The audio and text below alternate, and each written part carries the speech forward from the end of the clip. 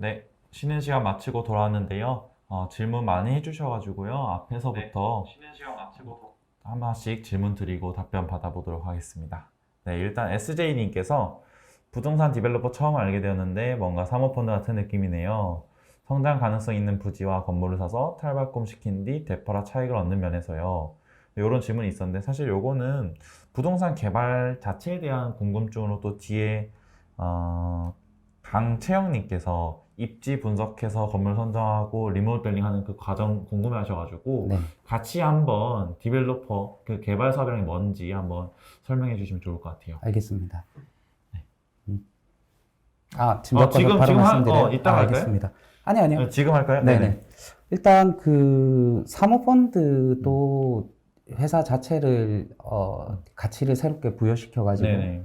그걸 좀 정상적인 가격 혹은 그 이상으로 해가지고 결국 수익을 창출하고 거기에 투자자들과 이제 그 수익 부분을 쉐어한다. 네. 뭐 이런 부분 자체가 디벨로퍼의 과정과 좀 비슷하다 이렇게 이제 네네. 말씀하신 부분에 대해서는 일면 상당 부분 이제 동일하다 생각이 들고요. 네. 지금 그 아래쪽에 결국 뭐 입지를 선정해서 리모델링을 하고 이런 과정, 네. 뭐 이렇게 사실 이렇게 개발을 어떻게 하냐 이제 이런 과정에 대한 제 질문으로 생각되는데 네.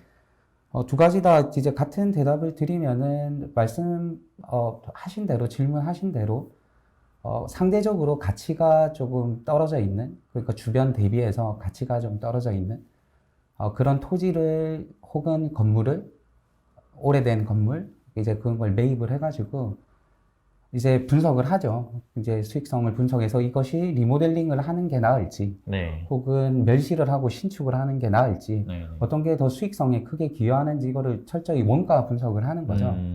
그래서 저희 일이 그냥 조금 투자와 다르게 이제 사업이라 할 수 있는 이유는 제조업 같이 이렇게 원가에 대한 분석을 철저하게 하고요. 네네. 그리고 찍어내는 제품이 아니다 보니까 이것을 결국 얼마의 가치를 부여해서 이제 엑시트를 하느냐. 네. 이제 그것을 시작 단계부터 이제 분석을 하는데, 뭐, 당연히 싸게 사서 이제 비싸게 팔면 좋겠죠. 네네. 그렇지만 이제 매입을 하는 과정에서부터 그 주변의 어떤 시세와 그런 우리만이 보는 어떤 입지에 대한 선정 기준이 있습니다. 네네. 좀 많은 부분들이 저희 책이나 이제 강의에 있어서 다 설명드리긴 힘들지만, 네. 상대적인 저평가를 찾는 거, 그 뭐 주식의 과정도 다 동일하겠죠. 네네네. 그러니까 저평가된 토지나 이제 건물을 매입을 해서 비용을 이제 원가를 산정할 때 이제 보통 일반인 분들이 리모델링을 하면 이제 얼마나 드냐 이제 뭐 이런 얘기도 하시는데 대략적으로 뭐 어떻게 짓느냐에 따라 당연히 다르지만 신축 대비 리모델링이 그래도 한 70% 정도는 들어가거든요. 네네. 그러니 리모델링은 사실은 있는 것에서 이렇게 많이 걷어내고 다시 이 뼈대만 남긴 상태에서 짓는 거라 생명 연장 정도의 개념입니다. 그래서 네. 굳이 저희가 신축 대비해서 한 70%까지의 비용이 들어가는 리모델링보다는 저희 입맛에 맞게끔 처음부터 다시 설계를 해서 짓는 좀 신축을 선호하는 편이고요. 네. 그러니까 경우에 따라서는 이제 이것을 나중에 운영을 하고 매각을 하거나 등에 따라서 또 어떤 대출에 대한 사이즈 그리고 대출 금리 이런 걸 다 종합적으로 생각해서 네. 비교 우위를 좀 따지는 거죠. 네, 그렇게 해서 리모델링 된 신축 건물이든 혹은 신축을 한 건물이든 이걸 이제 운영을 했을 때의 어떤 저희가 남기게 된 어떤 수익 그리고 그것을 매각을 할 때의 어떤 수익 이제 그걸 비교하게 되는데 그렇게 해서 이제 처분을 하게 되는 네네. 거죠. 매각을. 근데 이제 여기 질문에 어딘가에 이제 있던 부분인데 입지를 어떤 선정하고 저희가 방금 말씀드린 것처럼 수익 얼마에 매각할지 이렇게 네. 정하는 것은 사실은 이 부동산이 한마디로 이제 이 말씀을 드릴게요. 이 부동산이 얼마나 많은 돈을 스스로 벌어오느냐. 네. 이 부동산이 벌어올 수 있는 돈이 결국 그 부동산의 가치를 결정하거든요. 네네. 그러니까는 어떤 임대료, 저희가 만약에 건물을 갖고 있는 사람이라면 임대료라는 개념이겠죠. 네. 그러면은 임대료를 높이 받으면은 그 가치가 올라가는 걸로 알 수가 있겠죠. 네. 그럼 이제 그 임대료를 높이 받으려면 결국 여기에 들어와 있는 입점하는 분들이 돈을 많이 벌어야겠죠. 그래야지 네, 그렇죠. 높은 금액을 내고 들어올 테니까. 혹은 만약에 여기를 안테나 샵으로 해서 광고 효과를 노린다. 그래서 실제로는 돈을 못 벌더라도 그 건물에 입점을 하고 싶어 하는 분들이 있을 수 있죠. 근데 이제 그거는 광고라는 이제 외부적 효과는 있으니까. 다시 말해서 많은 돈을 들여서라도 내가 이 건물에 들어와야겠다라는 가치를 창출시켜줘야 되는 거고요. 그냥 일반적으로 생각할 때 그 상가들이 들어와가지고 저희한테 임대료를 내고 유지를 하려면 결국 사람들이 많이 모여야겠죠. 그렇죠. 네. 그러니 제가 이 강의 중에도 녹화된 강의에서도 말씀드렸지만 엔드 유저에 집중하고 사람들이 무엇을 좋아하는지 찾는 것, 그것에 집중하는 게 저희 어떤 노하우라고 할 수 있겠습니다. 이사님께서 개발 과정의 자세한 내용, 그리고 리모델링과 신축했던 차이, 네네. 그리고 이제 노하우까지 또 알려주신 것 같아요. 네네. 그럼 자연스럽게 이어서 네. 케빈 윤님께서 해주신 질문이 있어요. 네네. 이 다양한 이해 관계자들, 뭐 건물, 토지, 원래 지주, 시공사, 인허가 담당자, 임차인까지 이 관계를 조율하는 것도 상당히 힘들고 그렇지만 진짜 중요한 일이잖아요. 네네. 거기에서 있어서의 어떤 노하우 있으실까요? 네, 사실 이 부동산 개발을 하는 이 디벨로퍼라는 이 일이 어떤 오케스트라의 연주자 같다 이런 생각을 하거든요. 그래서 여러 분야에 계신 전문가들의 를 중간에서 이렇게 많이 조율을 하고 네. 적재적소에 이제 일을 분배하고 그걸 최대한 선수를 잘 활용한다? 뭐 이렇게 표현할게요. 뭐 예를 들면은 만약에 제가 이제 감독인데 네. 손흥민하고 뭐 제가 조금 연식이 있어서 뭐 김병지 뭐 네네. 이렇게 있어요. 네네. 그럼 선수가 이렇게 두 명이 왔는데 뭐 경기를 맨날 줘. 예를 들면 두 명이서만 경기를 한다 치고요. 네네네. 축구를. 그거 잘 봤더니 김병지를 공격 보내고 손흥민을 골키퍼 시켜. 네네. 이러면 뭐 경기를 어떻게 이기겠어요? 그렇네요. 그래서 어쨌든 이 여러 분들에 대해서 적절히 잘 이렇게 조율한다. 이런 것이 이제 중요한데 이제 언급하신 분들 말고 사실은 금융계 계통 분들이나 이제 네. 금융권 그리고 뭐 건축사 그리고 세금적인 부분 때문에 세무사. 네, 그리고 각종 일을 하다 보면은 이런저런 민원이나 여러 가지 부딪히게 되는 일이 많아요. 그럼 뭐 변호사에 대한 네. 자문도 필요하고요. 그리고 어떤 법무사에 대한 자문도 당연히 필요하고요. 네네. 이제 그런 부분들을 다 이렇게 볼 때 그분들을 어떻게 잘 지내냐 뭐 이거는 뭐 사실은 뭐 예를 들면 뭐 학교나 직장 가서 어떻게 하면 잘 지내냐 뭐 이런 질문하고 비슷한데 제가 느끼기에는 만약에 저한테 하나만 묻는다면 그 모든 분들이 사실은 다 사람이거든요. 그쵸. 사람이 하는 일이에요. 그러면은 저에게 묻는다면 그냥 저는 진정성이라 생각해요. 내가 당신으로 하여금 나만 얻을 것을 얻고 뭐 당신은 뭐 예를 들면 다 뭐랄까 당신에겐 손해 나만 이익 네네. 혹은 나 7 이익 당신은 3만 이익 봐 이런 식은 상대방이 다 느낀다고 보거든요. 그러니까 그런 부분에 대해서 서로 상생할 수 있는 그런 마음 네, 그게 노하우라면 조금 노하우라고 말씀드릴 수 있을 것 같고요. 네네. 그리고 요즘 이 질문 중에 이제 조금 연해서 드리고 싶은 얘기인데, 이런 생각을 좀 많이 합니다. 제가 할 수 있는 거, 그러니까 내가 할 수 있는 게 뭐냐?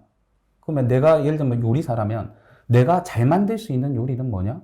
내가 개발을 하는 사람으로서 내가 잘 지을 수 있는 건물은 뭐냐? 사실 이것에 대한 집중보다 네. 이것을 쓰는 사람들, 그러니까 저 상대방이 원하는 게 뭐냐 사실. 그렇죠. 네. 네. 그러니까 뭐 요리사라면은 사람들이 좋아하는 게 뭐냐? 개발을 하는 입장에서는 이 시기에 사람들이 원하는 공간은 뭐냐? 아니면 이 동네 사람들이 좋아하는 공간, 맞습니다. 필요한 공간이 뭐냐? 네네.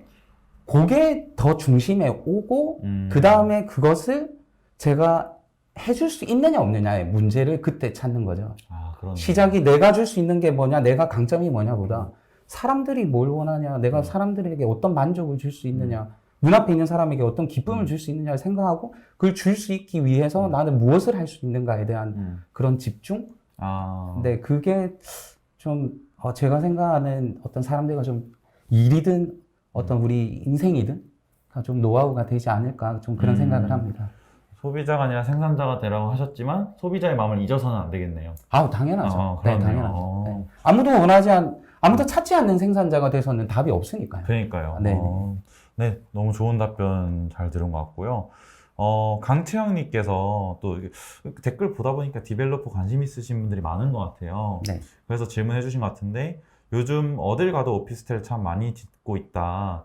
지금 오피스텔 재건축이 유행인가요? 그리고 이렇게 많이 지은 것들이 다 분양이 될지 궁금합니다. 라는 사실은 저도 이런 생각 해본 적 있어요. 네네. 어떻게 생각하시나요? 이게 뭐 최근에 지금 이제 오피스텔이 많이 보인다 이제 이렇게 말씀을 하시는데 실제로 신규로 한동안 우리 이번 정권 들어서 네. 어떤 재건축이나 재개발에 대한 규제가 좀 많아서 네. 신규 이렇게 물량들이 지금 많이 건축이 되고 있지 않는 상황이죠. 네. 이렇게 분양도 이전보다 숫자가 많이 줄어서 네. 그래서 상대적으로 이제 다니면 이제 오피스텔이 좀 많아 보이는데 이 두 가지는 사실은 연관성이 있는 거죠. 오피스텔이 뭐 업무용 공간이든 이렇게 아파트를 어쨌든 대체하는 어떤 공간인데 아파트 자체에 대한 그런 물량이 많이 공급되지 않으니까 상대적으로 그런 대단지나 대규모의 아파트를 짓는 것보다 네. 오피스텔을 이렇게 몇 동짜리 짓는 것이 접근성이 더 편하기 때문에 그러니까 건설사는 이제 그렇게 짓는 것이고요. 그것이 어떻게 분양이 잘 되냐 이런 데에 대해서 저의 관점은 그렇습니다. 이제 아파트 자체가 신규도 많이 안 나오고 네. 그러니까 분양 자체에 대한 물량도 적죠. 네네. 그러다 보니까 뭐 분양을 기다리는 분들의 어떤 가점은 계속 높아지고 있고 네. 그리고 분양가도 높아지고 그러니 아파트에 대한 접근이 좀 힘드신 분들이 내가 누워있을 공간 하나는 그렇게 필요하다. 혹은 네. 그거를 이제 오피스로 해가지고 네. 월세를 받는 어떤 그렇게 임대를 주고 싶다. 이제 이런 네. 개념으로 해서 오피스텔로 조금 모이는 경향이 있지 않나 이제 이런 생각도 들고요. 그리고 또 그 분양 조건마다 이제 분양자 그 모집 공고를 다 봐야 되는데 네. 그 중에는 뭐 전매가 가능하거나 혹은 그 주택수에 포함이 되지 않는다 뭐 이런 것들도 상품들이 많이 있거든요. 그러니 아무래도 다주택자분들 소위 말하는 뭐 자산가들이 그래서 이쪽으로 좀 많이 몰리고 있지 않나 이렇게 생각을 하는데 네. 이제 분양이 뭐 잘 다 되냐 뭐 이제 이런 얘기는 조금은 저는 다르게 보고 있습니다. 근데 이제 현재 시점에서는 그냥 이 시점에서는 요즘에 수도권 뭐 비수도권 할 것 없이 오피스텔 분양이 완판이 되고 실제로 경쟁률이 뭐 굉장히 옛날에 뭐 아파트 저리 가라 할 정도로 높은 경쟁률로 이렇게 분양이 되는 경우도 많이 있거든요. 네. 그런데 그거는 뭐 그동안 한동안 지금 전국적으로 뭐 수도권뿐만 아니라 한동안 계속 전국적으로 가격이 많이 오른 상황이라서 상대적으로 규제가 덜한 지역인 비도심에 대해서 이렇게 많이 투자가 되고 있는 걸로 예상이 되고요. 네. 그런데 이제 뒤에 오피스 투자나 이제 이런 질문들이 같이 있으니 네네. 오피스텔 투자에 대한 질문이 같이 있으니 말씀을 드리면 결국은 어떤 투자를 할 때에 뭐 제가 어느 지역이 좋다 나쁘다 그런 건 저도 알 수는 없고요. 네네. 다만 원칙적으로 그 지역이 어떤 내재적 가치를 가지고 있던 지역인가 아닌가는 분명히 따져봐야겠죠. 그러니까 지금 모두의 인기에 편승해서 다 올라가고 뭐 여기는 규제하니까 요 옆 동네 여기 또 규제하니까 옆 동네 이런 식으로 해서 돈들이 막 쏠리고 있는 상황에서 너도 나도 나는 불안하니까 같이 가서 오피스텔도 되나 보다 이렇게 해서 소위 말하는 비인기 지역이라고 표현할게요. 네. 그간 비인기 지역의 오피스텔을 잘못 구매를 하신다면 생각보다 조금 원하는 결과를 얻지 못할 수 있다. 좀 이 정도로 말씀을 드리면 될 것 같습니다. 네네. 오피스텔 질문해 주신 것에 대해서도 너무 좋은 답변 들은 것 같고요. 또 케빈 윤님께서 네. 이제 메타버스 얘기 한 번씩 꼭 나오는 것 같아요. 네네. 그래서 현실 세계 부동산 개발과 어떻게 다를지, 어떻게 접근해야 할지, 이런 어떤 메타버스 상에서의 부동산 이슈에 대해서 요즘 트렌드에서 한번 말씀해 주시면 또 좋을 것 같습니다. 네, 제가 저기 얼마 전에 이제 저희 고향을 내려가서 이제 친동생을 만났는데 네. 갑자기 뭐 부동산을 샀다는 거예요. 네. 그래서 뭐 저희 뭐 사업에 이제 개발 사업에 같이 뭐 투자한다고 기다리고 있던 동생인데 네. 뭐 갑자기 부동산을 샀다니까는 네. 뭐 뭘 샀냐 이제 이렇게 물었더니 무슨 게임 얘기를 하더라고요. 네, 그래서 어제 베트남에서 이제 출시한 게임인데 네. 그 게임 자체를 뭐 게임의 그 퀄리티로 보면은 우리 어릴 때 하던 뭐 약간 뭐 갤럭시 정도의 막 그런 느낌? 갤러그? 갤러그? 갤러그, 예. 네, 갤러그. 이제 그런 느낌인데 네. 엄청 2D적인 막 그런 느낌이죠. 네. 근데 이제 그거를 이렇게 일할 수 있는 아이템, 그러니까 광부라고 표현할게요. 네. 그 광부를 이렇게 돈 주고 사고, 그럼 그 광부가 이렇게 막 해가지고, 이렇게 뭐, 그 NFT 토큰이 네. 이렇게 나온대요.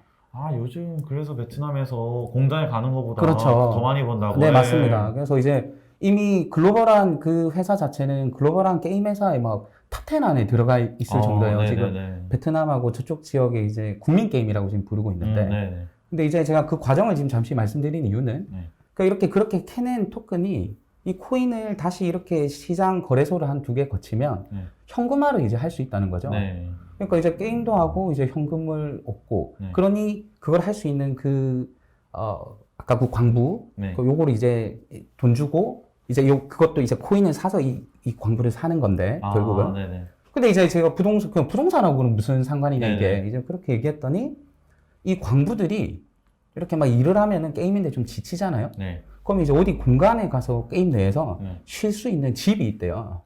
네네. 이제 거기 가서 쉬고 나오면 네. 뭐 집 사이즈도 이제 사이즈마다 가격도 다르고. 다르대요. 네. 네네. 그 가서 쉬면은 이제 회복이 빠르니까 또 나가서 막 일을 하는 거죠. 네네네. 근데 요 집 자체를 이 제한 물량을 정해놨기 때문에 네. 이 집 자체에 대한 가격이 계속 오르고 있다는 거예요. 제한돼 있군요. 물량이. 네네. 그러니 이제 이 캔의 물건이 돈이 되면 될수록 네. 이 코인 가격이 올라가면 갈수록 여기 게임에 많이 사람들이 참여하면 할수록 이 가지고 있는 부동산 그 게임 내의 집 가치가 이제 계속 올라가는 거죠. 그래서 이제 뭐 동생 말로는 이제 아직 팔 생각은 없는데 네. 뭐 소위 말해서 그것도 한 2배가 됐다고 하는 거예요. 그래요? 네네. 근데 이제 제가 이런 얘기를 들으면서 참 재밌다는 생각을 많이 했거든요. 네네. 근데 뭐 제가 뭐 여기 우리끼리 이렇게 있으니까 하는 말이지만 제가 일전에 뭐 이더리움을 직접 채굴했던 적이 있어요. 예. 네. 이더리움 채굴 사업을 했는데 네네. 뭐 당시 제가 원체 일찍 시작해가지고 그 결과가 썩 좋진 않았어요. 네네. 근데 이제 이렇게 좀 앞서 나가는 그런 분들이 있잖아요. 네네. 그래서 저는 보면 굉장히 좀 존경스럽고 제 네. 동생이지만 네네. 근데 항상 그렇게 좀 시도를 하는 스타일이에요. 근데 이제 그것에 대해서 뭐 성공도 하고 실패도 하지만 저는 그 결과는 잘 되면 좋겠지만 네. 혹한 좀 안 됐다 하더라도 그 시장에 대한 이해를 하고 새로운 트렌드에 대해서 계속 좀 열려있는 마음, 전 그건 좀 높게 사고 싶고요. 그런데 어쨌든 이 게임 자체에 대한 본질을만 말씀드리면 뭐 이런 말씀을 드려도 되는지 모르겠지만 저는 좀 유사수신하고 다를 바 없다고 보거든요. 뒤에 후발주자가 계속 받쳐줘야지 네. 이 코인에 대한 가치가 올라가고 이 플레이어들이 계속 늘어나야 내가 이렇게 캐내는 것에 대한 가치가 계속 부여되기 때문에 그렇죠. 네. 그럼 이제 다시 조금 얘기가 돌았지만 이런 메타버스 포함해가지고 요즘 뭐 여러 가지 트렌드에 대한 네네. 관심을 갖는 건 저는 너무 당연하다 생각하고요. 네. 그런데 이것을 이제 부동산 개발과 이렇게 연관을 시킨다면은, 이걸 어떻게 대처하면 좋겠냐, 그것에 대해서는 제가 어떤 답을 드리기는 좀 힘들 것 같습니다. 네. 왜냐하면 저는 이 현실 세계에서 이제 실물로 존재하는 부동산을 다루고 있기 때문에, 네. 여러 가지 이런 트렌드적인 부분에 대한 관심을 두고 연구를 하고 이런 것에 대해서는 저는 분명 좋은 행동을 추천드리고요. 연해서 만약에 지금 저희 보고 계시는 분들이 제가 나이나 이런 걸 알 수는 없지만 어떤 분야를 공부하고 싶을 때 어떻게 하면 좋겠냐 이런 질문들을 이렇게 한 번씩 받거든요. 그러니까 저는 이렇게 생각합니다. 사실 답이 뭐 먼데 있는 게 아니고요. 전 책에 있다고 생각해요. 그리고 우리 패스 캠퍼스 내에서도 각계 분야에 대한 너무 좋은 강의를 많이 하고 계신 것도 잘 알고 있고. 네네. 네.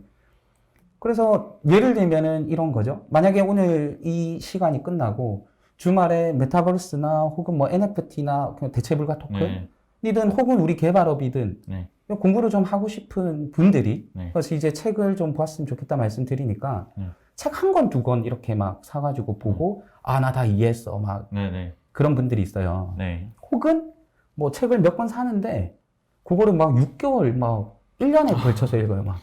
그거 막 사진 찍어서 이제 인스타에 올리면서, 뭐, 나도 이제 뭐 시대에 호흡하고 있다, 막 이런 얘기 하는데, 좀 그렇게 해서는 한 단계 이렇게 점프업이 조금 힘들다고 보고요. 내가 아예 조금 생소한 부분에 대해서, 분야에 대해서 새로 조금 깨닫고 싶다면, 저는 과감하게 좀 추천드리고 싶은 게, 그 관심 있는 분야의 책을 서점이든 가서, 혹은 도서관에 가서 5권이든 10권이든 빌려요. 사요? 그리고 어딘가에 들어가요. 3일간, 그러니까 대충 밥만 먹고, 3일간 그걸 다 봐요. 그러면 어느 정도의 점프업이 분명히 있을 네네. 수 있는 거거든요. 네. 그러니까 어떤 공부를 하는 부분에 대해서 음. 뭐 제가 지금 질문에서도 그렇고 이렇게 독자분들 저희 책을 읽고 이렇게 혹은 강의를 듣고 오시는 분들이 공부에 대해서 물으면 전 방금 같이 그런 답변을 드립니다. 그냥 그걸 좀 같이 나누고 싶어서 말씀을 드렸네요. 네네. 그래서 케빈 윤님께서 메타버스 산 부동산 개발을 여쭤보셨지만 사실 이런 트렌드 조금 빨라 보이지만 그런 것들을 빠르게 공부하고 접근하는 거 너무 좋고 하지만 실제 부동산 개발에 대해서는 솔직하게 뭐 이게 어떤 관련성이나 막대한 영향이나 이런 건 아직은 잘 모르겠다. 네. 네, 그러니까 입장이시고. 조금 대체 즐거움은 있겠죠. 네. 네, 최근에 저기 어디 그 앱 개발하는 회사, 제가 상장 회사로 기억하는데 네. 거기서 서울 포함해서 부동산에 대해서 그 앱상 분양을 이렇게 맞아요. 막 하는 다 거 있어요. 하더라고요. 네네. 그죠? 뭐 제2의 뭐 이런 네. 이름이었는데 저도 그 신청은 했어요. 네네. 저는 그 신청 저도 봤는데 마감됐더라고요 이미. 그렇죠. 막 뭐 필지마다 1000명씩 이렇게 네, 다 제한이 팔렸던데요, 있어요. 거의. 네네. 네네. 그래서 어떤 건지 궁금하니까 맞아요, 한번 저도 봤어요. 네네 보는 거죠. 이런 시도들은 괜찮은 것 같습니다만 실질적으로 현장에서는 아직은 네. 그런 말씀 해주셨고 네. 그다음 SJ님께서 네. 일본 같은 경우는 코로나로 인한 재택근무 활성화로 인해서 경치 좋은 시골 같은 곳에 공유 오피스도 생겨나고 이거 좀 사람들도 이용한 사람도 많이 생긴 것 같다고 하셨어요. 그래서 도쿄에 집이 있지만 주말에만 머물고 평일에는 시골 공유 오피스 공유하며 생활하는 사람도 보셨다고 합니다. 그러니까 이런 식으로 일본 같은 경우에도 코로나 때 재택근무로 외곽 지역 집값이 오른 미국과는 달리 여전히 제가 오해했네요. 네. 그러니까 일본은 이제 도심이 많이 오르고 네, 그렇죠. 그렇죠. 일본은 오히려 도심이 오르고, 그렇죠. 근데 미국은 외곽 지역 집값이 좀 올랐다고 하는데, 네네. 그렇다면 우리나라는 일본과 미국 중 어떤 방향 쪽으로 바뀔 것 같냐라고 이제 질문해 주신 것 같아요. 네네. 어떻게 생각하시나요? 아까 전에 저희 그 SJ님 질문 아래에 또 다른 님이 좀 답변도 해주신 걸 봤는데, 네. 어쨌든 뭐 일본과 한국 혹은 이렇게 미국은 전체적으로 어떤 땅 크기 또 차이가 나고요. 네네. 그래서 이제 뭐 어디를 비교를 한국 같은 경우, 우리나라 같은 경우에는 어디를 따라갈 거냐. 그러니까 뭐 이걸 제가 뭐 직관적으로 말씀드리긴 좀 어렵지만, 네. 뭐 일본을 따라갈 거냐, 미국을 따라갈 거냐 이렇게 말고 네. 도심이 여전히 잘 갈 거냐, 아니면 비도심이 비약적으로 발전할 것 같으냐. 네. 만약에 이렇게 저한테 물으신다면, 네네. 뭐 같은 질문으로 생각해도 될까요? 네네. 그럼 저는 여전히 도심이 더 갈 거라는 생각을 하고 있는 사람이고요. 물론 이전보다 제가 강의에도 말씀드린 것처럼 4도 3촌이라는 말이 생겨났죠. 네네. 그래서 뭐 4일은 도시에 있고 3일은 이제 시골에 가 있고 이러니까 이전보다 어떤 외곽 지역에 대한 니즈가 많이 좀 많이 올라간 건 사실이죠. 근데 이제 그 배경은 또 따져보면은, 물론 코로나라는 어떤 전 인류의 어떤 큰, 변혁적인 일이 발생한 건 사실이지만, 그 이면에는 사실은 외곽 지역에 대한 어떤 교통의 발달, 이건 그 밑에 내재되어 있는 게 다 있는 거거든요. 그 예를 들면 뭐 강원도 쪽으로 나간다든지, 이게 이전보다 훨씬 수월해진 것도 사실이고요. 그래서 뭐 전체적으로 전국적으로 이제 올라이즈 시장이죠. 다 같이 이렇게 오르고 뭐 그것에 대한 수익률에 대한 어떤 차이는 있겠지만, 그러니 이전보다 비도심 지역, 그러니까 외곽 지역에 대한 관심이 좀 늘어났다.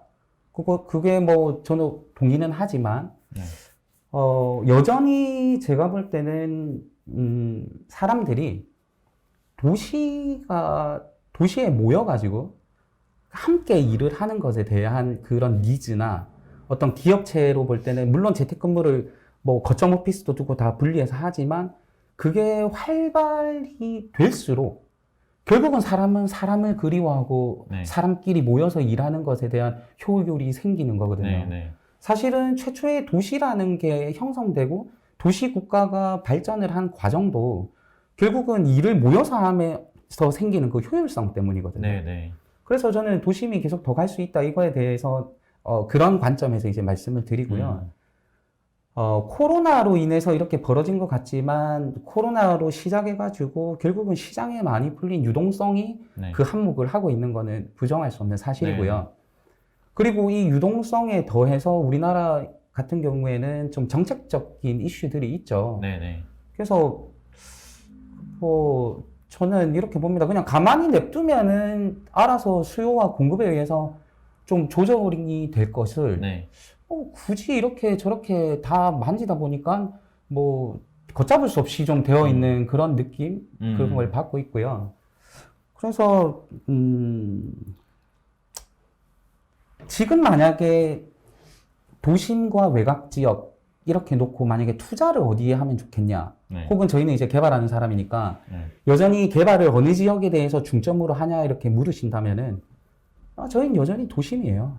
네, 그리고 뭐 도심 중에서도 저희 책이나 강의에서도 나오지만 여전히 강남 지역을 선호하고 있고요. 네네. 근데 그 이유는 그냥 심플하게 말씀드리면 큰 수익률을 노리는 시기는 아니라고 생각해요. 아. 네, 지금은 네. 뭐 우리가 계속 뭐 플레이를 계속 해야 된다는 전제로 네네.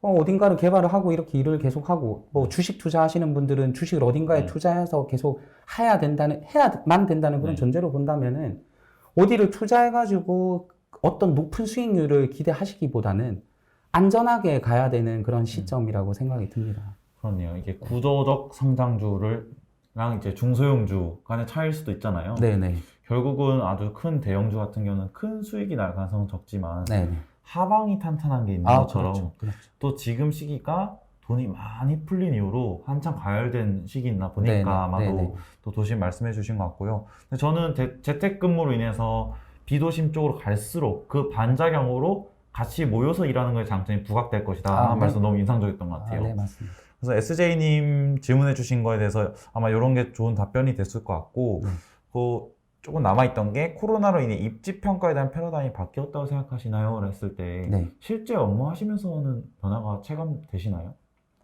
뭐 입지 평가에 대한 패러다임까지는 모르겠고요.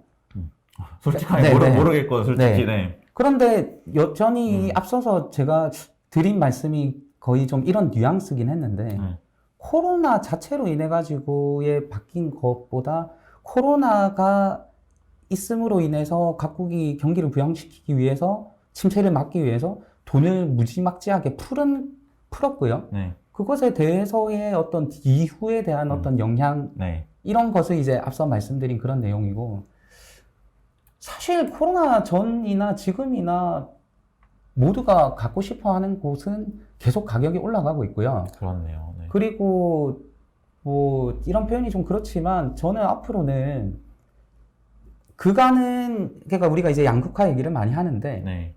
이제 소위 말해서 전 국민이 다 알아요. 부동산을 안 하면은 예를 들어서 뭐 벼락거지 막 이런 얘기를 네네. 하니까 그 부동산에 대한 이제 관심이 많아졌고 네. 그 부동산에 대한 관심이 많아진 것만큼 기존에 강했던 부분 그 입지에 대한 그 강점은 그 이전 사람들이 여기를 강하게 생각했던 그 요인들이 있겠죠. 그러니까 네. 그 이후에 그 외부적인 어떤 곳들이 교통이든 뭐 여러 가지 편의시설이든 이거의 확충으로 인해서 좀 나아질 수는 있지만 네. 기존의 강점을 갖고 있던 지역이 굳이 더 떨어질 이유는 별로 없다고 생각하거든요. 아, 다른 지역이 좋아질 수는 있어도 기존 강점 지역이 네. 낮아질 거라 생각한 건 조금 근거가 약하다. 네. 말씀 같네요. 네. 그리고 더더군다나 뭐 이렇게 뭐 부동산은 사실 어떤 뭐 좀 유행이 빠른 그런 패션이나 이런 쪽 사업은 아니잖아요. 네네. 그래서 강하던 지역 내에서도 이거는 한 단계 더 나아가서 네네. 강한 지역 내에서도 또 한 번 더 강한 애들은 더 강한 그런 양극화가 또 있다고 봐요. 아. 네. 그래서 뭐 그 최근에 이제 뭐 반포에 우리나라 제일 비싼 아파트가 네네. 이제 국민평형 아파트가 이제 뭐 평당 1억 하던 그거 뭐 뛰어넘은 건 옛날이고요. 네네. 그거 뭐 요새 거래는 잘 없지만 신고가를 지금 계속 갱신하고 있거든요. 네. 그러니까 뭐 저는 이제 사람들을 만나면 이제 이런 얘기를 하는데 예를 들어서 또 에르메스 어떤 버킨백 네. 뭐 그게 사실은 뭐 3천을 하나 5천을 하나 뭐 7천을 하나 네. 사실 전 정확한 가격을 잘 모릅니다. 그리고 뭐 요즘에 예를 들어서 뭐 좋은 시계 많지만 예를 들면 롤렉스 같은 네. 경우에 뭐 어떤 희귀템이 중고가 값이 더 뛰고 하잖아요. 네, 맞습니다. 그냥 뭔가를 그 갖고 싶은 그것에 대한 니즈를 만약에 누군가가 봤을 때 버킨백에 대해서 저 가방이 무슨 3,000을 하냐? 저게 네. 왜 5,000을 해? 저게 왜 7,000을 해? 네. 사실 말로 설명할 수 있는 건 없거든요. 그렇네요. 그러니까 그 갖고 싶었던 니즈죠. 음. 이 명품 아파트라고 비싼 아파트라고 표현할게요. 그 아파트도 결국은 사람들이 내가 저걸 갖고 싶고 내가 그 여력이 있어. 네. 그러면은 자연스럽게 거래가 일어날 수 있는 거고요. 네. 그런 어떤 것에 대한 어떤 반열에 올라가 있다? 그런 이 부동산에 대해서도 네. 아마 좀 그 정도로 가름을 하겠습니다. 그렇죠. 네. 이훈남님께서 가치 매긴 사람 마음이죠 하셨는데 네. 부동산 또 상품이라고 생각하고 네. 보면은 또 이해가 되는 분 많은 것 같아요. 맞습니다. 그러니까 지금 저기 이제 이윤남께서 아리팍 저기 85가 이제 85제곱미터 네. 국민평수 얘기하시는데 네. 45억 신고가에서 지금 아직 그 뭐 실거래가는 안 나왔지만 시내에서 47억이 이미 거래가 됐다 이런 소문도 있어요. 네. 그래서 뭐 나와야 알겠지만 네네. 네. 그래서 뭐 그 정도로 제 얘기를 가름하겠습니다. 네, 알겠습니다. 네, 그 다음 이제 슈퍼볼님께서 SJ님 방금 질문하신 부분에 대해서 그냥 단순히 제가 생각하기론 물리적인 면적 자체의 큰 차이에 따라 달라지는 게 아닐까 생각이 드네요. 미국은 우리나라, 일본보다 훨씬 도시와 도시 간, 마을 간 거리가 넓다 보니 도시물의 접근성이 집가 상승 1순위 요인이 아니지 않을까라는 생각이 듭니다. 라고 좀 의견 덧붙여 주신 것도 있는데 네네. 그게 아까 말씀드린 그렇죠, 내용에 그렇죠. 네. 연한 내용이고요. 그렇네요. 네. 네네. 그 다음에 이제 강채영님께서 소비자와 생산자 입장 차이가 재밌네요. 부동산에서 소액으로 생산자가 될 수 있는 방법은 어떤 것들이 있을까요? 요 내용에 대해서는 SJ님께서 에어비앤비도 한번 말씀해 주셨고 네. 다른 분들께서도 소액으로 좀 뭔가 이제 할 수 있는 것 그리고 소액으로는 디벨로프는 그냥 이게는 정말 약간 좀 바라보기 힘든 것이냐에 대한 질문도 있으시고 어쨌든 말씀해 주신 거에 대한 그 솔루션도 궁금하신 측면이 있는 것 같아요. 네. 일단 에어비앤비 해보는 거에 대해서 어떻게 생각하셨어요? 찬성입니다. 너무 찬성. 네네. 왜냐하면 실제로 저도 에어비앤비 해봤어요. 해보셨어요? 네네. 그러니까 뭐 어쨌든 그것도 돈을 만드는 과정이니까 뭐 제가 에어비앤비 같은 그런 기가 막힌 상품을 개발을 하면 좋겠죠. 그게 1번이죠. 그런 플랫폼을 개발하면 제일 그렇죠. 좋죠. 플랫폼을. 에어비앤비를 내가 운영하는 게 아니라 정말 그냥 생산자로 볼 때는 예를 들면 뭐 페이스북도 내가 만들고 뭐 아마존도 내가 만들고 뭐 그러면 좋겠지만 그렇지만 이제 현실적으로 저는 이제 그런 능력은 없기 때문에 만약에 이제 에어비앤비만 놓고 본다면은 에어비앤비를 맨날 이용만 할 것인가 혹은 내가 그걸 제공을 해볼 것인가 그럴 수 있죠. 그럼 제공하는 거 생산자 맞죠? 그 부분도 더 큰 생산자는 아니겠지만 근데 이제 아까 이제 오피스텔을 빌려서 뭐 에어비앤비를 하고 이제 막 이런 얘기가 있는데 실제로 제가 에어비앤비 한 거는 그 공간은 저희 집의 한쪽 방이었어요. 진짜 에어비앤비 그 초기 모습처럼 하셨네요. 네네. 근데 이제 저희 지인들이 아니 그 집에 애들도 많고 근데 뭐 도대체 누가 그 집에 가냐. 근데 진짜 에어비앤비처럼 저희 대문 하나 쓰고 들어오면은 거실 있고 이쪽 방에 들어가면 이제 화장실 딸린 방이 있는데 그 이쪽에 보일러가 좀 안 들어와가지고 제가 그쪽 방을 조금 헝하게 쓰고 있었거든요. 우리 가족은 이쪽에서 생활하고 이렇게 놀리는 이 에어비앤비를 한번 해보자. 되든 안 되든. 진짜 하셨군요. 네.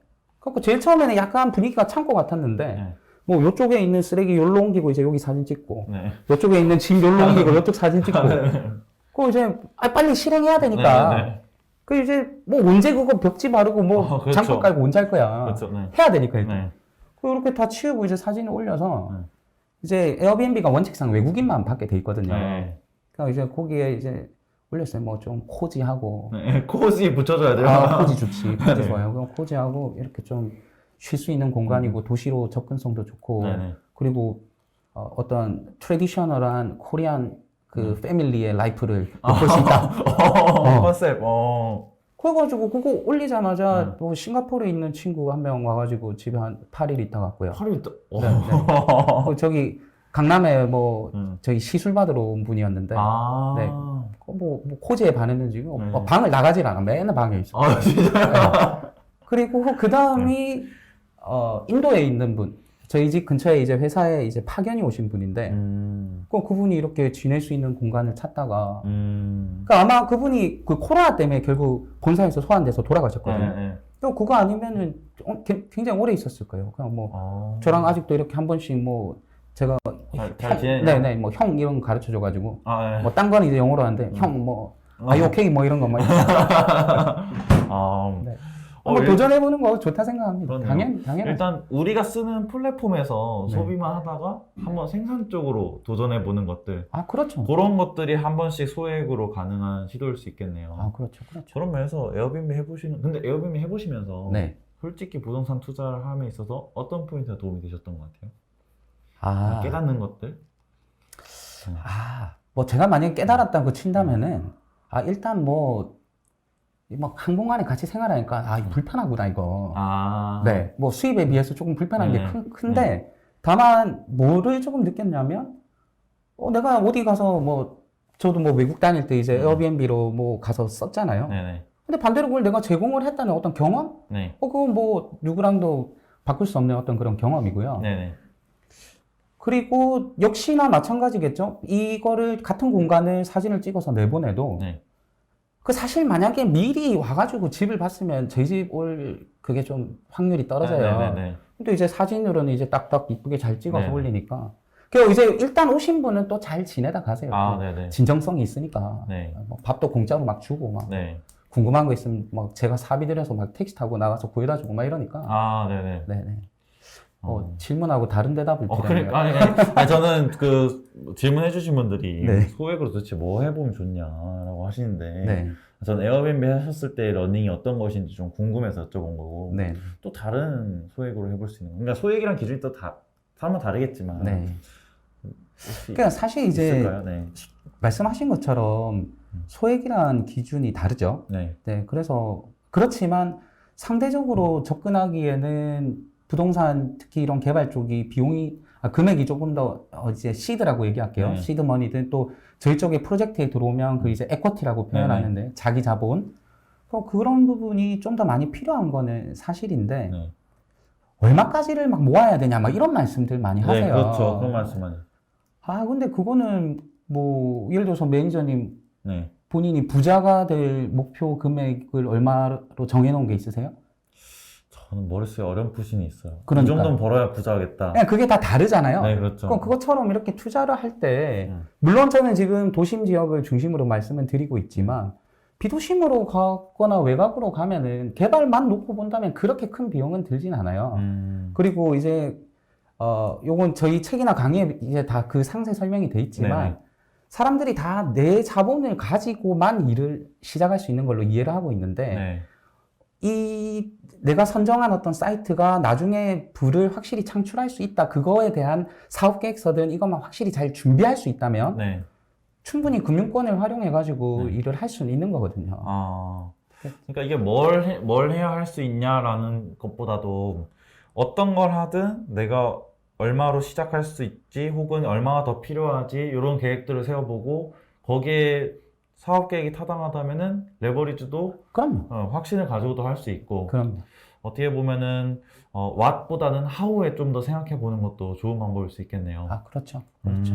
그리고 how보다 사실은 더 중요한 거는 저는 why라고 생각하거든요. why. 네. 이거 왜 하려고 하는데? 네네. 그 소액이 있어요. 그 사실 소액으로 뭐 주식 투자를 하든 코인 투자를 하든 뭐 할 수 있는 걸 뭐 찾으면 많이 있잖아요. 단 이때 오랜만에 연락 온 친구가 돈 빌려달라 뭐 이럴 때 거기 투자는 절대 하면 안 되고요. 네네. 네네. 그거는 못 받는다 이렇게 생각을 해야 되고. 그때 내가 왜 이걸로 부동산 투자를 하려고 하지? 네. 내가 소액으로나마 왜 개발에 관심이 있지? 네. 그러니까 그거에 대한 당위성을 스스로 좀 찾아야 될 것 같아요. 아, 어떤 일을 하든 간에. 그렇게 찾다 보면 또 개발이 소액으로 시작할 수 없는 것이라는 건 또 아니네요, 사실은. 네네. 개발. 물론 여기 책에 제가 오늘 책 책 책 홍보 하실 일도 그럴 생각은 없고요. 아니시죠? 네. 근데 다만 궁금하신 부분들이 여기 이제 좀 많이 들어있기 때문에 이제 드리는 말씀인데, 그래도 얼마나 있어야 되지 않냐 그런 질문을 하신다면은, 그러니까 여기 한번 안 사셔도 되니까 한번 이렇게 보시면은 그 방법론적인 건 또 책에 나와 있어요. 그러니까 이제 다시 원점으로 돌아가면 저 부동산 개발에 관심이 많습니다. 개발을 해보고 싶습니다. 막 이런 얘기를 하신다면 이 관련 책이나 뭐 저희 책 말고도 좋은 책들 많이 있으니까 그쵸, 네. 그리고 우리 패스 캠퍼스 뭐 좋은 강의 많이 아, 있잖아요. 네네. 네네. 그럼 보시면 되죠. 알겠습니다. 여러분, 개발도 소액으로 시작할 수 있는 방법 중에 하나라는 점을 또 생각을 해주시면 좋을 것 같습니다. 네, 그 다음에 이제 SJ님, 가감한 생산자에게 가장 먼저 해야 할 일은 대출, 생산은커녕 소비나 투자를 할 돈도 없는 저는 제일 먼저 대출을 받겠습니다. 대출 잘 이용하면 너무 좋은 거 아닌가요, 사실? 네, 네. 맞죠. 아니, SJ님 위에서 그 좋은 말씀 많이 하신다가 갑자기 좀 무서운 얘기를 하셔가지고 좀 갑자기 대답의 무게, 약간. 부담이 좀 느껴지는데, 네. 먼저 요즘 시대, 현 시점에 대출을 받겠다고, 그 대출을 받으실 수 있으면 이분 능력자세요. 일단. 뭐 요새 대출 안 해주니까. 네. 근데 더 중요한 거는 사업지를 찾고 내가 기본적인 어떤 뭐 자기 자본이 있다 하더라도 그 사업을 하고 싶어. 그럼 뭐 대출은 뭐 아무나 해주나? 굉장히 심사도 까다로워요. 그런 부분에 대해서는 충분히 준비가 되어 있어야 될 것 같고, 아마 이분은 제가 볼 때는 조금 쉬어가라고 이렇게 농담하시지 않았나, 뭐 좀 이런 생각이 들고요.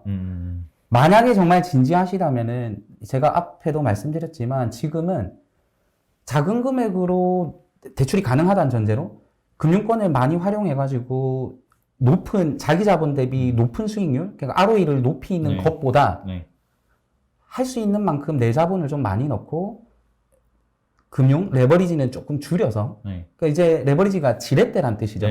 그럼 이 지렛대를 좀 덜 활용하는 게 현재 시점에서는 좀 낫죠. 왜냐하면은 뭐 잘 알다시피 이제 미국에서는 뭐 테이퍼링도 이제 축소에 들어가고 그 이후에는 이제 금리 인상이 본격적으로 뒤따라올 이제 시점이고요. 우리나라도 제가 이거 촬영하던 시점에는 기준금리가 0.75%포인트였는데 지금 이제 1% 하고 있고요. 이제 금리가 어쨌든 올라가는 거는 사업하는 사람에게 어쨌든 부담일 수밖에 없어요. 근데 그런 와중에 대출을 많이 일으켜가지고 내 자본 대비 높은 수익률을 타겟팅하는 거는 저는 이 시점에는 맞지 않다고 본다는 거죠. 어쨌든 진짜 대출은 활용해야 시작은 할 수 있겠지만 어디 뭐 광고에도 나오던데 뭐 꼭 필요한 만큼 소액만 뭐 이런 그러니까요. 지금 더 주의할 시기라는 말씀 해주신 것 같네요. 맞습니다. 소망나무님께서 디벨로퍼가 되기 위한 저기 봐봐 댓글 농담이었다고 그냥 하고. 농담이었는데 농담 같았어요. 다행이네요. 분위기가 일전에 엄청 진중하신 다행이네요. 분이었는데 갑자기 막 풀대출 받다가 놀래가지고. 제가 저는 모든 댓글을 다 진지하게 생각하고 있습니다. 저도 사람이 엄청 진지해가지고. 소망나무님께서 디벨로퍼 되기 위한 준비는 뭐가 있을까요? 막연하게 돈이 많아야 했다는 생각이 앞섰는데 그래서 진작 포기하게 되는데 저 같은 사람을 위한 은사님 조언 부탁드립니다. 근데 이 내용이 아까 전에 아까 말씀드렸어요. 아까 전에 그 조선 잠깐만요.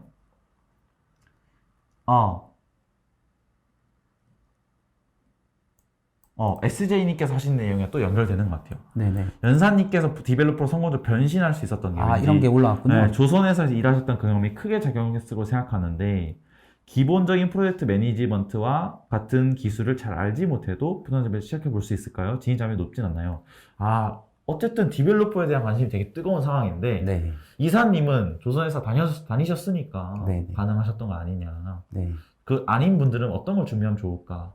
이게 포인트인 것 같습니다. 글쎄요. 그냥 제가 어떤 조선회사에서 이제 저는 수주하는 영업을 했으니까 물론 거기에서 제가 했던 거는 이제 소위 말해서 그냥 배를 팔아야 되니까요. 그 선사들한테, 선주들한테. 그러니 우리 배에 대한 원가를 따져보고 또 적정한 그 제시가를 따지고 그 안에 서로 내고하고 뭐 이런 과정이 있었던 건 사실이에요. 그런 건 항상 익숙하게 하셨던 일이니까. 그리고 저희가 이제 이 건설이나 이런 거 어떤 빌딩? 우리가 빌딩이라고 얘기하는데 이 조선도 영어로 네이밍은 쉽 빌딩이거든요. 배를 만드는 거니까. 그리고 어떤 그 공기도 비슷해요. 사실 막 그래갖고 그런 부분에 대해서 제가 조금 더 빨리 이해할 수 있었다. 이거는 좀 사실인 것 같고요. 그런데 제가 이제 각자의 어떤 처한 상황은 모르지만 충분히 하실 수 있죠. 충분히 하실 수 있습니다. 그런데 다만 진입 장벽이 높냐 낮냐를 묻는다면은 낮진 않죠. 그렇죠. 네, 뭐 낮진 않고요. 근데 이제 저는 어떤 일을 도전할 때 차라리 좀 진입 장벽이 높은 걸 좋아해요. 아, 약간 어떻게 보면 열심히 해서 그걸 넘는 순간 네, 조금 더 경제적인 혜자가 생기는 것처럼. 맞습니다. 어, 네네. 그럼 뭐 이것도 철저히 저는 시장 논리라고 보는데 네. 나를 대체할 수 있는 누군가가 바로 옆에 있어. 근데 내가 익혀온 기술을 예를 들면 이 대체자가 빨리 대체할 수 있을수록 네. 그러니까 한 3일만 배우면 내가 해왔던 일을 할 수 있어. 그럼 사실은 거기서는 제가 어떤 높은 가치를 부여받긴 힘들겠죠. 근데 이제 어떤 벽이 있고 진입 장벽이 높다 표현할게요. 그러니까 이제 거기까지 가면 사실은 오늘 많은 사람들이 도중에 포기를 할 수도 있고 어려워 보여서 시작도 하지 않고 그런데 여기까지 가는 건 누구에게나 다 힘들죠. 그렇죠, 그렇죠. 네. 근데 이제 그 힘듦의 과정 자체를 어떤 관점으로 바라보느냐로 생각한다면 단순히 내가 돈을 좀 빨리 벌기 위해서 만약 개발을 막 공부하고 있는데 네. 거의 뭐 법령도 많고 뭐 법규는 맨날 바뀌고 뭐 하니까 막 네. 힘들어. 그러면 쉬이 포기해버릴 수 있겠죠. 음. 오늘 만난 친구가 어디 코인에 몰빵하자면 렛츠고 할 수 있죠. 네. 근데 이제 그런 것보다 제가 아까 Y를 말씀드린 네, 이유가 결국 어떤 길을 감에 있어서 내가 왜 이 길을 가는지에 대한 고민이 더 필요한 거죠, 사실은. 그런 고민이 잘 되면 디벨로퍼가 진입장이 높은 것 자체가 문제는 아니네요, 사실. 그럼요. 그 저희 강의나 책 보시고 네. 찾아오신 분들도 있다 하셨잖아요. 네, 어떻게 맞습니다. 보면은 네. 공부를 하시고 또 우리 강사님께 연락도 드리고, 왜냐면 강의에서도 메일 주세요 하셨더라고요. 네. 그래서 연락도 드리고 자꾸 여쭙고 배우고 하면서 또 길은 있을 수 있으니 네. 네, 여러분들도 디벨로퍼라는 걸 너무 막막하고 네. 아, 저거는 우리 영역이 아니야 이렇게 생각하실 필요는 없을 것 같다 생각 듭니다. 네. 네. 맞습니다. 알겠습니다. 네, 이하진님께서 네. 소형 주택을 거점 오피스로 쓸 수 있나요? 보통 거점 오피스는 대형 회사에 필요로 하지 않나요? 그렇다면 골목 상권 입지랑은 다른 방향으로 접근을 해야 되는 거죠? 라고 하셨는데요. 네. 이건 어떻게 생각하시나요? 이건 뭐 대답을 다 알고 말씀하시는 것 같은데 분위기가. 그래요? 네, 뭐 네. 답은 정해져 있고 뭐 네. 너는 좀 맞다고 해줄래? 뭐 아, 이런 약간 그래도 확인이 필요하셨을 수 있을 것 같아요. 네. 그렇죠. 소형 그러니까 이 얘기가 지금 주택을 오피스로 쓸 수 있냐 이 말씀일까요? 예, 거점 예. 오피스로? 네. 소형 주택을? 아니면 이제 좀 작은 공간을 개발해서 거점 오피스로 쓸 수 있냐 이런 질문인가? 그러니까 이게 약간 조금 헷갈리긴 하네요. 그러면 네. 근데 이하진님께서 네, 근데 제가 이렇게 말씀을 좀 드릴 수는 있겠네요. 이제 대형 회사이면 덩치가 큰데 지역별로 이렇게 사람들이 한 공간 내에 다 모여 있을 필요가 없는 회사들. 네. 그런 회사들은 거점 오피스가 필요할 수 있죠. 그러니까 예를 들면, 지금 예를 들면 이것도 규모는 크지만, 예를 들면 보험회사. 네. 보험회사도 사실은 굉장히 큰 회사도 있고, 네. 좀 작은 회사도 있죠. 근데 뭐 작은 회사인데, 나름 이 보험회사가 자기들이 펼치고 싶은 영업망이 네. 전국적이야. 그러면은 지역별로 조금만 더 이렇게 거점 오피스를 다 둘 수는 있겠죠. 네네. 네네. 그리고 이 거점 오피스가 요즘 시대적으로 조금 얘기가 나오는 이유 중에 하나가 네. 어쨌든 사람들이 많이 모이는 공간은 코로나의 어떤 그 노출이 이제 좀 높기 때문에 그래서 이제 사람들을 좀 분리해가지고 집 가까운 곳에 뭐 네. 출근을 시키는. 네. 근데 그게 재택근무랑은 또 다른 게 재택근무하고 있으니까 사실은 기업 입장에서는 통제가 안 되거든요. 네. 근데 이 일하는 사람은 또 집에서 집에대로 힘들고. 네. 그러니까 효율성을 이렇게 막 따져보면은, 실질적으로 뭐 생산성이 그렇게 나쁘다 이런 건 아닌데, 그러니까 이건 또 데이터가 좀 더 쌓여봐야 될 것 같고요. 네네. 그런 면에서는 거점 오피스로 출근을 시키면은, 기업 입장에서는 어떤 정보 보안에 대한 차원도 있을 거고요. 네네. 그런 부분에 있어서 저는 조금 더 활성화가 되지 않을까? 저는 좀 그렇게 생각하고 있습니다. 이하진님께 답변이 좀 됐으면 좋겠어요. 개발된 작은 공간이라 하시네요. 그러니까 소형 주택이 아니라 개발된 작은 공간. 그러니까 거점 오피스의 어느 정도 규모에 네. 대한 것도 궁금하셨던 것 같은데, 네. 그 골목 상권 입지도 저는 그렇게 생각해요. 그 사람들이 거점 오피스로 쓰는 곳이 예를 들어서 뭐 골목 안에 어디 조금 뭐 박혀 있어. 네. 뭐 그래서 예를 들어서 사람들이 뭐 많이 다니지 않는 어떤 주택 한가운데 있어. 주택가 한가운데. 뭐 그거 별 상관없지 않아요? 어쨌든 그곳에 모여가지고 그 사람들이 이 어딘가에 헤드오피스와 교신을 하면서 일을 하고 있는 거기 때문에 네. 어쨌든 그 공간의 활용과 결국 또 그리고 이제 임차를 해서 들어오려는 분들은 네. 이제 또 비용이 맞아야 되는 거거든요. 그렇죠. 네네. 그러니까 그런 부분을 좀 같이 따져야 되지 않을까 생각합니다. 아마 일반적인 또 개발이랑은 좀 다른 접근이 필요한 부분이겠네요. 네네. 거점 오피스는. 그렇죠. 네. 네네. 맞습니다. 알겠습니다. 네, 이하진님께 좀 충분한 답변이 되었기를 바라고요.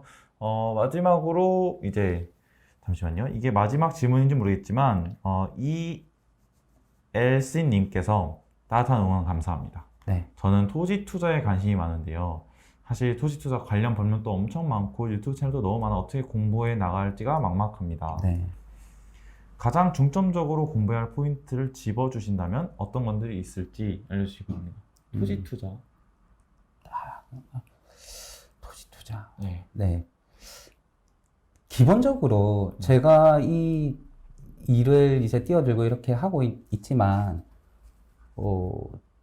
부동산 투자라고 저는 한 번도 얘기를 하지 않거든요. 그러니까 저는 부동산 이제 개발 사업을 하고 있다. 개발 이렇게. 사업. 네네. 이제 투자에 대한 관점은 그게 토지가 됐든, 뭐 아파트가 됐든, 그리고 뭐 주식을 투자라고 네. 얘기하죠. 그럼 뭐 주식 사업 이런 단어는 좀 어색하잖아요. 그렇죠. 네. 네네. 주식 사업 하시는 분들은 이제 뭐 회사 자체를 뭐 만들거나 네. 혹은 주식 거래소를 만드는 뭐 네네. 이래 할 수 있는 그런 사업을 이제 하시는 분들 외에는 이제 그런 분들이 다 투자인데, 투자는 어쨌든 자기가 투입한 비용 대비해서 적정 시점에 그 가치가 올랐을 때 이제 그걸 팔아서 이제 엑시트하는 게 이제 투자죠. 네. 그러니 다들 바닥에서 사고 싶어 하고 그리고 뭐 꼭지에서 이제 팔고 싶어 하는데 그거는 뭐 신도 알 수 없는 영역이고요, 사실은. 네네. 그리고 누군가는 뭐 주식이 됐든 그리고 아파트 투자든 뭐가 됐든 내 다음 사람이 내 걸 사줘야지 내가 수익을 남기고 나가는 거잖아요. 네. 내가 여기서 샀어. 그러면 여기서 팔 때 그렇죠. 이 사람이 사줘야 되잖아요. 네네, 그렇죠. 근데 이 사람이 사면 이 사람도 뭐 좀 벌고 먹을 게 있어야지. 네. 라는 생각을 해야 좀 편안하게 이제 할 수 있는 거지. 음. 내가 막 노래 보고 해서 뭐 주식으로 하면 내가 네. 무조건 오늘 꼭 팔아야 된다면 네. 뭐 3일 뒤에 쓸 돈이 있어서 오늘 최고 꼭지점에 반드시 팔겠어요. 아. 노래 보면 그거 어떻게 팔 수 있어요? 저 그 생선 대가리는 고양이 줄 했다고. 아, 그럼요. 네네. 뭐 한 몸통 정도에 먹는 거죠, 음. 사실. 그래서 이제 토지 투자에 대해서 뭐 이렇게 결국 또 투자에 관한 이야기이기 때문에 사업적 관점으로 부동산을 바라보고 있는 제가 이렇게 도움이 될 답변을 조금 드리기는 힘들 것 같고요. 네. 근데 다만 관련 법령도 많고 유튜브 채널도 많고 막 이러면 저는 이 답변을 아까 말씀을 드린 것 같은데 아, 책에 있어요. 그렇네요. 네. 근데 책도 조금 이런 느낌은 있을 것 같아요. 여력이 되신다면은 어떤 기본서에 관한 걸 좀 많이 봤으면 좋겠어요. 아. 사실 뭐 저희 책도 꽤나 이제 이름이 자극적이잖아요. 네네. 그러니까 뭐 저 사실 이 책 이름을 썩 좋아하진 않는데. 네네. 근데 이렇게 자극적인 책들을 사실은 좋아하시거든요. 그쵸. 그게 더 눈에 띄잖아요. 네네. 근데 토지를 결국은 어떤 투자한다면은 저는 기본적으로 이 어떤 땅을 갖게 된다는 것에 관한 거. 그러니까 이거는 결국 어떤 자본에 관한 어떤 얘기와 같거든요. 아, 네네. 그 토지를 뭐 어떤 공산국가는 이제 국가가 소유하고 있고, 근데 이거를 토지를 개인이 소유할 수 있게끔 만들었으니까 결국 토지 투자라는 단어가 생긴 거잖아요. 네네. 그럼 이게 생긴 배경에 대해서 저는 좀 여기부터 시작해 보면 어떨까 이런 생각이 들어요. 좀 근본적인 부분에 대해서 먼저 네네. 또 책 위주로. 네. 네, 그리고 아까 말씀하셨듯이 책도 뭐 한 권, 두 권 읽고 네네. 인스타 올릴 게 아니라 진짜 유의미한 양을 가지고 제대로 공부하시면은 자연스럽게 길이 보일 거다. 그럼요. 네. 알겠습니다. 그래서 그 옥석을 스스로 이렇게 부딪히다 보면 네. 가릴 수 있어요. 그거는 확실해요. 뭐 네. 예를 들어서 뭐 우리가 연애할 때 뭐 여자를 뭐 혹은 남성을 이성을 한 번도 만난 적이 없어. 근데 내가 어떻게 하면 제대로 된 사람을 만날 수 있을까요? 막 이래. 그러면은 사실은 그거는 실전만 한 건 없지만, 네. 근데 예를 들면은 뭐 3명 만난 사람이 보는 어떤 기준과 한 뭐 10명, 100명을 만나봤어. 그럼 사람을 고르는 데 한 기준이 있겠죠. 비즈니스 파트너를 고를 때도 마찬가지고요. 네네네. 그래서 뭐 실전에 대한 것을 결국은 바로 지금 뭐 토지를 땅을 바로 가서 사라 이 얘기가 네. 아니고요. 그렇게 책을 고르던 유튜브 채널을 고르던 그 과정에서 10권 제가 장담하는데 지금 우리 이엘씨님께서 10권을 가가지고 토지를 막 하죠. 뭐 거기에는 뭐 땅거미 뭐 투자법이든 뭐 이런 것들 막 있어요. 막 이름 자극적인 것들. 네네네. 10권 딱 사고 그 사이에 어떤 원론적인 책도 포함해가지고 이거 다 읽고 나면 이 중에 7권 이거 책 아니구나 버릴 수 있어요. 이 중에 3권 아 진짜 제대로 된 책이구나. 그럼 요거와 닮은 책들에서 이제 역량을 쌓아갈 수 있는 거죠. 아. 네. 그리고 사실 이건 이제 여담인데 저는 책 한 권을 사잖아요. 그럼 여기서 3가지만 내가 얻을 수 있으면 전 그 가격 뽑았다고 생각해요. 아, 네네. 네. 그럼 꼭 3가지씩은 뽑으면서 10권 읽으면 훨씬 좋겠네요. 그렇죠. 그럼 30가지 지식이 쌓인 거죠. 네. 그럼 어떤 책을 볼 때 이 책에서 말하는 본질 이런 게 확실히 이해가 되고 양서와 그냥 막 책파리의 책 구분되죠. 그렇네요. 네. 이 엘씨님께서 기본서부터 시작해서 관련 도서를 섭렵해야 된다 말씀이시군요. 감사합니다 하셨어요. 네, 감사합니다. 아주 잘 이해해 주신 것 같습니다. 네네, 네, 감사합니다. 알겠습니다. 네, 수포블님 맞습니다. 연사님께서 어제 말씀해 주신 거랑 또 비슷해요. 그래서 그래요? 아마 저희가 모신 연사님들은 다 또 비슷한 어떤 진리나 비슷한 중요한 원칙들을 아마 공통적인 부분이 있는 것 같습니다. 네. 네, 그러면은 질문 어느 정도 다 한 것 같은데 저희가 혹시 놓친 질문이 있는지 한번 체크하고 가겠습니다. 뭐 그렇게 네. 뭐 열심히 찾고 그러시면 열심히 찾아서 오늘 네. 연사님 모신 김에 오늘 다 여쭤봐야 돼요. 네. 알겠습니다. SJ님께서 네. 이게 사실 엔드 유저가 중요하다. 네네. 네, 이용하는 사람들의 니즈를 파악하는 연사님 노하우가 있냐? 여쭤보셨고, 그거 되게 중요한 말씀 해주신 것 같아요. 네네. 이 엔드 유저로부터 발생되는 예상되는 이익을 계량화하실 때는 어떤 방법을 사용하시나요? 아마 사업성 평가, 사업성 분석, 이런 부분에 대한 것 질문도 아닐까 싶은데. 질문이 쉬운 질문은 아닌 것 같네요. 근데 다만 어떤 것을 좀 계량화할 때는 이런 부분이 있겠죠. 예를 들어서 만약에 예를 들어 제가 주차장 사업을 한다고 가정을 해볼게요. 네. 그러면은 제가 어떤 지역에 이미 주차장으로 나와 있는 곳들이 있지 않겠어요? 네. 근데 나도 뭐 차를 가지고 이제 주차를 하는 사람이니까 주차를 할 때 들어가가지고 뭐 사실은 차단기 잘 열리고 나올 때 차단기 잘 열리고 정산 잘 되고 네. 뭐 싸면 좋겠고 네. 대신 문 열 때 옆차한테 좀 약간 공간 많았으면 좋겠고 여유롭고, 네. 그래서 뭐 빠져나가면서 먼지 안 묻었으면 좋겠고 네. 그리고 옆차가 내 차에 문콕 안 했으면 좋겠고 그렇죠. 네. 뭐 주차장에 그런 니즈들이겠죠. 그러면 이제 제가 그 엔드 유저면 그러면 결국 이렇겠죠. 내가 만약 주차장을 한다면 기존의 그 지역에 따라 다르겠지만 이 지역의 근처에 다니는 차들이 상대적으로 부촌이야. 네. 여기가 부촌이야. 그러면은 공간을 조금 더 확장할 거고요. 데울 수 있는 차를 이 폭이 크니까. 그렇죠. 네네. 그러면 물론 그만큼의 전체적인 그림을 그렸을 때 공간이 줄어들겠죠. 예를 들면 뭐 20대 받을 수 있는 공간인데 한 17대 네. 밖에 못 받는다 하더라도 네. 쟤는 그냥 포기하고. 네. 왜냐면 무조건 많차는 아니잖아요. 네, 그렇죠. 이렇게 해서 뭐 엔드 또 사람들이 딱 보면 알지. 여기 공간 널찍하다. 그 주차장 좋더라. 네네. 그럼 뭐 이제 그런 부분이 있을 것 같고요. 예를 들면. 그리고 만약에 방금 예를 들어서 이것을 어떻게 계량화할 거냐 이렇게 말씀을 주신다면은 네. 제가 본 그 사업지 내 반경으로 해가지고 네. 주차장들을 다 보겠죠, 가서. 일단 다 봐요. 네. 그럼 걔네가 시간당 얼마 받는지 볼 거고, 그리고 걔네가 진입로는 어떻고, 퇴로는 어떻고, 이걸 볼 거고, 네. 예를 들어서 들어가고 나올 때 공간이 턴을 하는 게 좁아. 네. 그러면은 수입차나 이런 비싼 사람들은 상대적으로 여기 가기 싫어하거든요. 네네. 그러면 이제 그런 것들에 대해서 플러스 마이너스의 어떤 가점을 매기는 방법이 있겠죠. 예를 들어서 접근성이 좋으면 네. 3, 네. 그리고 나쁘면 1. 네. 그리고 뭐 공간의 쾌적성이 좋으면 3, 나쁘면 1. 네. 가격이 착하면 3, 나쁘면 1. 그러면 이렇게 해가지고 해보고 차들이 평균적으로 평일에는 얼마나 주차를 하는지 실제로. 네. 그리고 주말에 얼마나 주차를 하는지. 이 데이터들을 해가지고 평균을 뽑든 방금 숫자를 하든 뽑겠죠. 네. 그러면 그거를 이제 결국 해가지고 뭐 이제 다시 정리된 걸 말씀드리면 하루 24시간 중에 네. 한 10시간은 수율이 한 50%는 차서 계속 돌아가겠다. 아, 네. 그럼 이걸 시간당 곱하면 네. 하루에 벌어들인 수입이 나올 거고 네. 그거를 주중 20일 뭐 주말 나눠가지고 네. 계산을 하면 한 달에 제 매출이 나오겠죠. 어쨌든 그럼 비슷한 거를 결국 잘 관찰해서 그거랑 상대적인 어떤 가점을 매기는 방식으로 해가지고 유추해내는 그렇죠. 그게 가장 현실적으로 도움이 되는 방안이겠네요. 네네. 주차장으로 되게 비율을 또 사례를 딱 말씀해 주셔가지고 네. 우리 SJ님께서 아니요 뭔가 좀 짧은 시간에 대답하기 곤란한 질문을 너무 쉽게 드려 죄송스럽네요 하셨는데 맞습니다.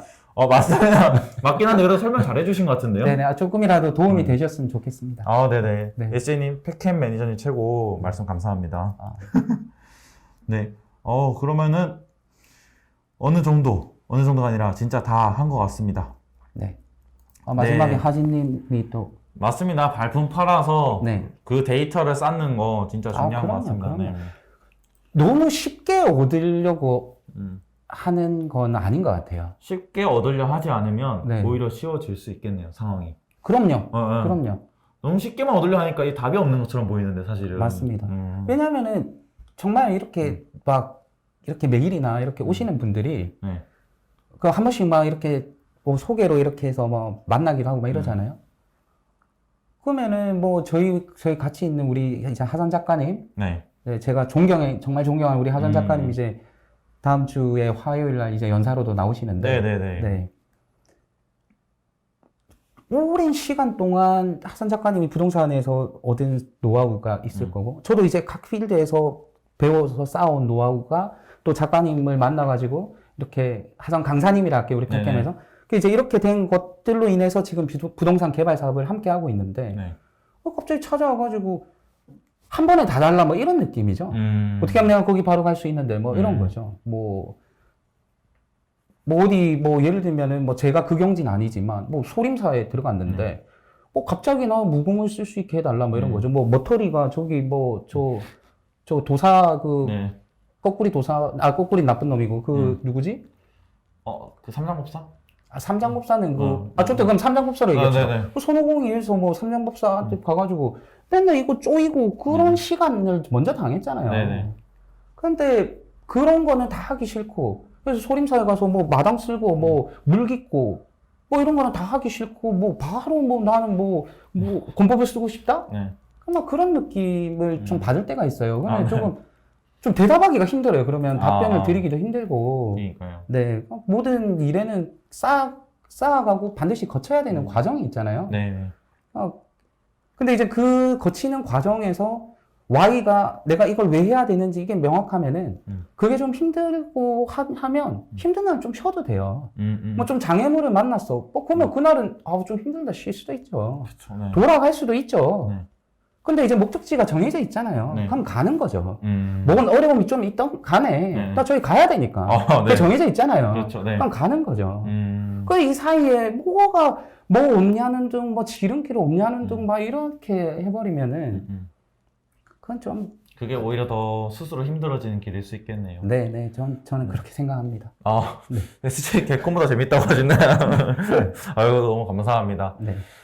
네. 그러면 일단 고 말씀해 주셨는데요. 네. 아주 좋은 또 동기부여 응원해 주신 것 같아서 네네. 오늘 또 라이브 시사에 좋게 마무리할 수 있을 것 같습니다. 알겠습니다. 네네. 그러면은 이 늦은 밤까지 또 불금인데도 네네. 참 여러분 이렇게 많이 참석해 주시고 공부하는 자세가 진짜 남다르신 것 같아요. 그래서 여러분 공부하시면은 꼭 잘 되실 수 있을 테니 맞습니다. 네. 그러면 저희 다음 주에도 또 라이브 시사에서 뵙도록 하겠습니다. 네네. 네. 여러분 감사합니다. 네. 제가 끝으로 한 말씀? 네. 저기 일단 이 늦은 시간까지 이렇게 함께 해주신 우리 모든 분들께 정말 감사드리고요. 저희 팩캠에 우리 지금 함께 일해주신 네. 분들께도 진심으로 감사 말씀 드리고요. 감사합니다. 네네. 근데 이 불금의 이 시간에 지금 각자의 자리에서 지금 다 우리가 이 공간에 함께 있잖아요. 네네. 그래서 제가 단언컨대 이분들 다 성공하실 거예요. 네. 성공의 뭐부터 하면 되냐고 막 물으시는데 지금 잘 하고 계시잖아요. 아, 그렇네요. 이 시간에 이렇게 함께 하고 아, 계시잖아요. 이거 하고 계신 것도 잘하고 이미 그럼요. 뭔가 하신 거네요. 그럼요. 실행하신 거예요. 네. 그래서 그 각자를 스스로 칭찬하고 다들 좀 파이팅 했으면 좋겠습니다. 네네. 네, 잘 이렇게 같이 함께 된 시간이 저도 너무 즐거웠습니다. 감사합니다. 네, 감사합니다.